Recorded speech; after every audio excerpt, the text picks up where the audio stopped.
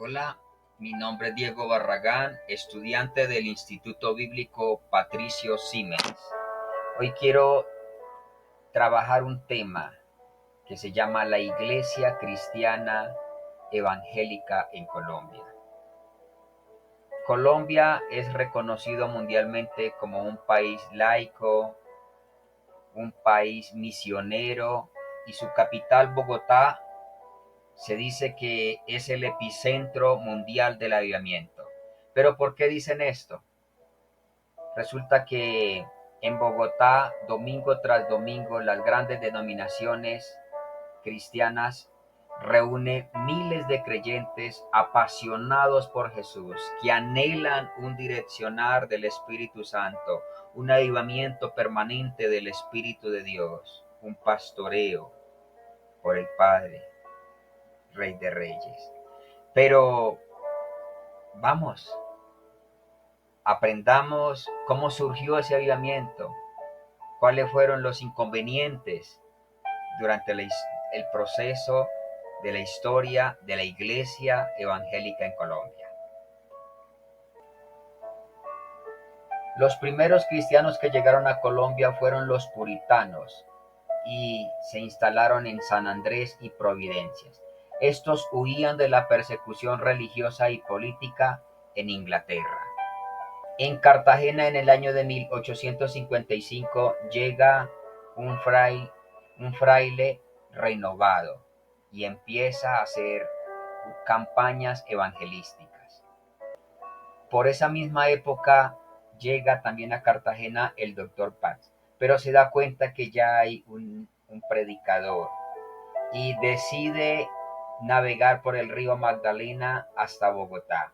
Llega, se instala en un hotel y da su primer culto. Lo da en inglés, se da cuenta que tiene que cambiar el idioma, lo aprende y empieza apasionadamente a ganar discípulos para Jesús. Bueno, pero miremos el desarrollo de la iglesia evangélica durante los años de 1900 a 1930. Hasta el año de 1930, el gobierno en ese entonces era conservador. Había hecho muy difícil la formación de nuevas iglesias protestantes. Y algo que tampoco ayudaba era la topografía del territorio colombiano. El gobierno durante esa época colocaba muchas trabas, impedía que las iglesias evangélicas se desarrollaran libremente. Pero esto no impedía el fuego y el deseo de ganar nuevas almas para el reino de los cielos. Y en el año de 1923 se abre una iglesia en Medellín y 4 más en Antioquia.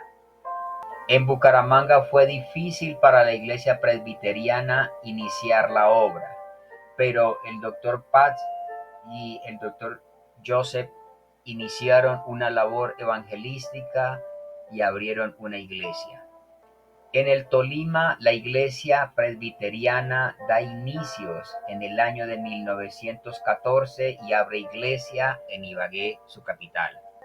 A pesar de todos los limitantes, se realizan campañas evangelísticas, llegan misioneros y en el año de 1908 en Cali se hacen un despertar espiritual a través de campañas evangelísticas. En el año de 1912 en Cartagena, en 1917 en Pasto, en 1918 en Cúcuta, en 1921 nuevamente en Cartagena y Santa Marta, en 1923 en Ipiales, en 1927 en Cali.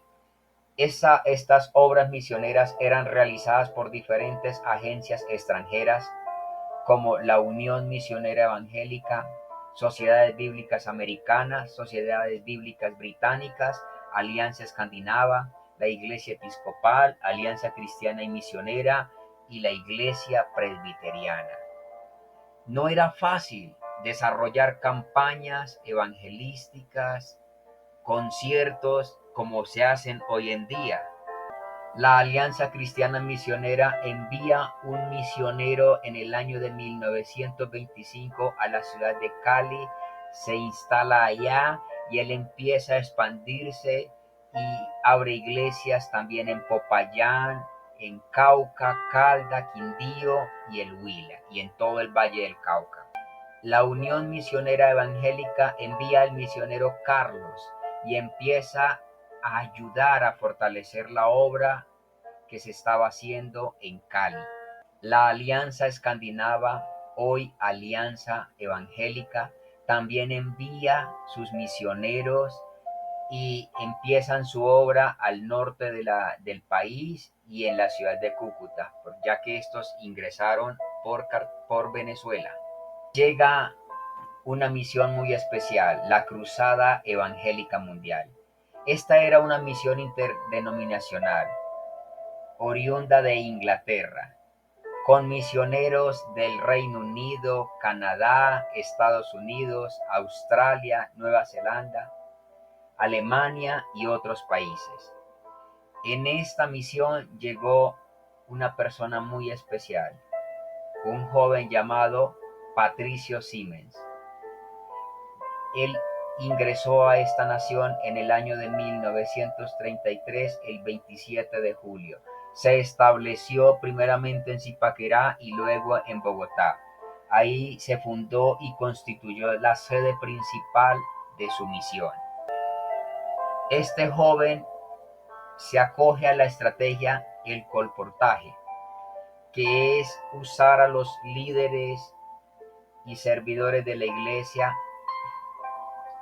en que lleven literaturas, Biblias, casa por casa, a los barrios, a las ciudades, a los municipios, a la vereda, y esta gran estrategia le da un avivamiento y un crecimiento desbordante a Patricio Siemens con su obra. En el año de 1975 se fundó la Iglesia Cruzada Cristiana. Hoy es una iglesia que cuenta con más de 400 iglesias en todo el país de Colombia. Se ha establecido iglesias en Ecuador, Venezuela, Estados Unidos y Panamá, y ha enviado misioneros a otros lugares del mundo. El sueño de Patricio Siemens era tener un instituto bíblico, y hoy en día esta iglesia cuenta con el Instituto Bíblico Patricio Siemens, donde hay cientos de estudiantes formándose para la obra del Señor. Estudiantes de habla hispana de toda América y parte de Europa. También tiene la Fundación Universitaria Unisiemens, que ofrece carreras como teología y administración de empresas. Pero no todo fue fácil. Hubo violencia y persecución en los años de 1948 a 1958. El gobierno conservador que estaba en esa época oprimía e impedía las iglesias cristianas. El ministro de Educación declaraba que el protestantismo era el camino al comunismo.